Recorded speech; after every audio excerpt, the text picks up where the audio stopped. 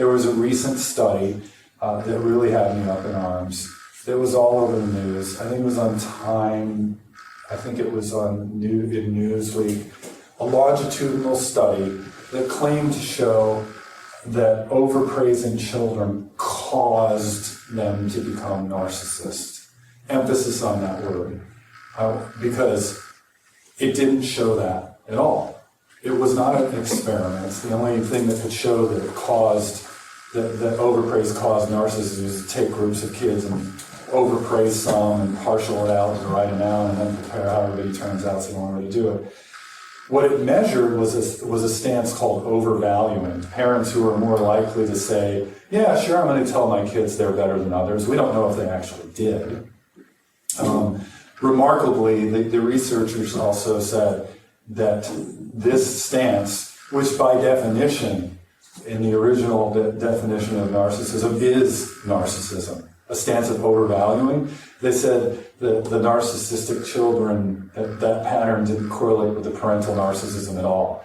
And yet they were measuring these parents who were saying, yeah, sure, I'll tell my kids that they're better than other kids. Again, we don't know if they did or not. This is a red herring, as I said, because we actually already have a much better study that was overlooked by all of these media outlets by a woman named Phoebe Kramer, a psychologist named Phoebe Kramer, who, this gets back to the question that you asked earlier about, I believe you were asking about if people are born with narcissism or not. So Phoebe Kramer developed a measure for early precursors for narcissism in preschoolers. Indicators like, do they brag a lot? Were they show-offs? Were they chronic rule breakers, impulsive, always needing to be the center of attention? It turned out that when she looked at those children over the course of 20 years, they were indeed more likely to grow up to be extremely narcissistic. But unlike the previous study I measured, Phoebe Kramer did something extremely clever. She included not just measures of unhealthy narcissism, two, in fact, unlike the previous study, which was only focused really on that extroverted type of narcissism we hear so much about, the charismatic blowhard. Unlike that study, which focused largely on extroverted narcissism, she included both introverted, extroverted, and healthy narcissism. And very cleverly, she also studied parenting styles and included measures of attachment security, unlike the previous study.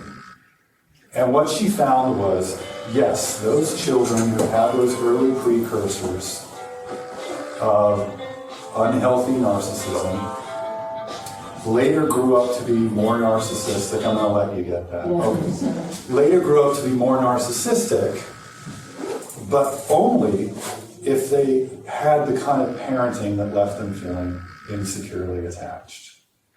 That is, if those same children reported over time, and there were observational measures too, so other people were describing what was going on too. Clinicians, the other advantage of this study is these are observational studies, it's not just self-report. They were often clinician ratings in Phoebe Kramer's study. And if the report was that the child felt like they could turn to their parent when they were sad or scared, remember that, depend on them, feel like they had their back, whether they were valedictorians, whether they were standing out or not, whether they were scared or not. They didn't always have to be strong. They didn't always have to be there for the parent. If the child felt that, they didn't grow up to become extremely narcissistic. Even more interestingly, what happened was they were more likely to score high on her measure of healthy narcissism. Her measure is called autonomous narcissism. Ours is called straightforwardly healthy narcissism.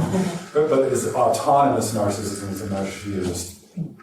So there does seem to be evidence, not just in this study but in others, that there is a predisposition towards called a higher drive to feel special.